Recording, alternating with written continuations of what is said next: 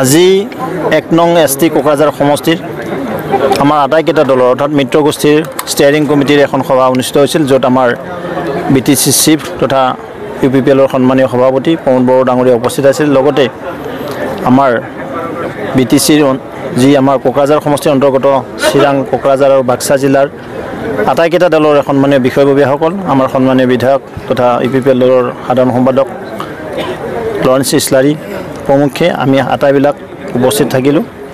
আমাৰ ইয়ামসকল আছিল, MCLA সকল আছিলে, জ্যেষ্ঠ নেতৃবৃন্দ আছিলে। আগন্তুক যি 7 মে' তাৰিখে তৃতীয় ফেজত আমাৰ 1 নং ST কোকৰাঝাৰ সমষ্টিৰ নিৰ্বাচন হ'ব।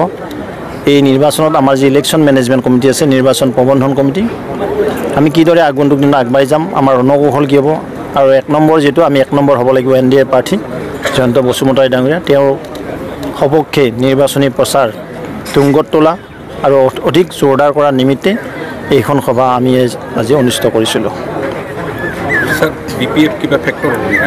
মইতো যিটো দেখিছোঁ, নৰেন্দ্ৰ মোদী ডাঙৰীয়াৰ আগত 13খন আমাৰ ইতিমধ্যে আমি 13খন পাবলৈ আমাৰ এটা সমীক্ষা আগবাঢ়ি গৈছে।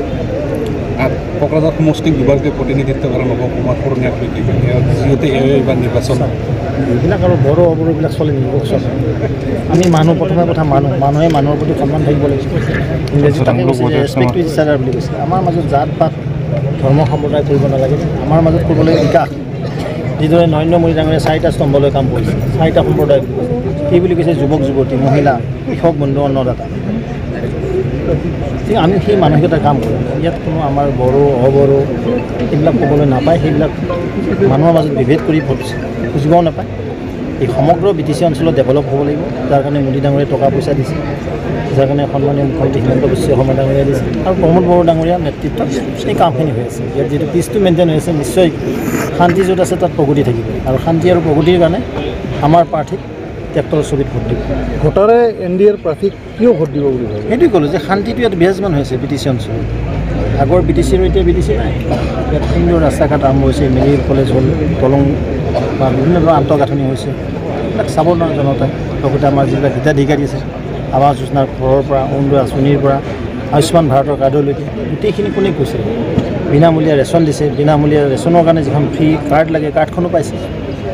এইখিনি গোটেই কথা চাব যোগ্য, চাই কেনে ৰাইজে ভোট দিব। আৰু নিশ্চিতভাৱে মোদীজীৰ নেতৃত্বত যিদৰে আজি দেশৰ স্বাভিমান বৃদ্ধি হৈছে, অসমৰ আজি গৰিমা বৃদ্ধি হৈছে, BTC অঞ্চলৰ গৰিমা বৃদ্ধি হৈছে, আৰু সেই নিমিত্তে BTC অঞ্চলৰ ৰাইজে য'ত আমাৰ UPPLৰ প্ৰাৰ্থী আছে তাত UPPLক দিব, য'ত ভাৰতীয় জনতা পাৰ্টীৰ প্ৰাৰ্থী আছে তাত ভাৰতীয় জনতা পাৰ্টীক দিব। বৰাগড়ৰ বিজেপিৰ নেতাজীটো কংগ্ৰেছত যোগদান কৰিব পাৰে। তেওঁতো বিধায়কো আছিলে এসময়ত, নহয় জানো? এইটো বহুত ডাঙৰ কথা নহয়। কিয় বা গ'ল, তেওঁৰ কিবা অসুবিধা হ'ল, তেওঁ গ'লেও আমি ভোটত এই শিলচৰ চিট আমাৰ বিজয় নিশ্চিত। পৰিমল শুক্লবৈদ্য ডাঙৰীয়া 2 লাখতকৈ অধিক ভোটত শিলচৰ সমষ্টিৰ পৰা নিৰ্বাচিত হ'ল। আৰু ইয়াত UPPLৰ প্ৰাৰ্থী কিমান লাখ ভোটত? এইটো প্ৰায় 2 লাখৰ ওপৰে যাব। UPPLৰ প্ৰাৰ্থী নহয়তো, মিত্ৰ গোষ্ঠীৰ প্ৰাৰ্থী। মই পাৰ্টীৰ সভাপতি হিচাপে আহি ইয়াত আমাৰ প্ৰতিজন শ্ৰদ্ধাভাজন কাৰ্যকৰ্তা বন্ধু বান্ধৱক আমি এপ্ৰ'চ কৰিছোঁ যে এইজন জয়ন্ত বসুমতাৰী আমাৰ NDAৰ প্ৰাৰ্থী। মোদীজীক তৃতীয়বাৰৰ কাৰণে প্ৰধানমন্ত্ৰী পদত অধিষ্ঠিত কৰাৰ কাৰণে জয়ন্ত বসুমতাৰী ডাঙৰীয়া আমাৰ প্ৰাৰ্থী।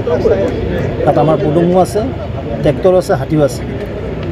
জয়ন্ত বসুমতাৰীক ভোট দিয়া মানে মোদী ডাঙৰীয়াৰ হাত শক্তিশালী কৰা, হিমন্ত বিশ্ব শৰ্মা ডাঙৰীয়াৰ হাত শক্তিশালী কৰা, প্ৰমোদ বড়ো ডাঙৰীয়াৰ হাত শক্তিশালী কৰা, অতুল বৰা ডাঙৰীয়াৰ হাত শক্তিশালী কৰা।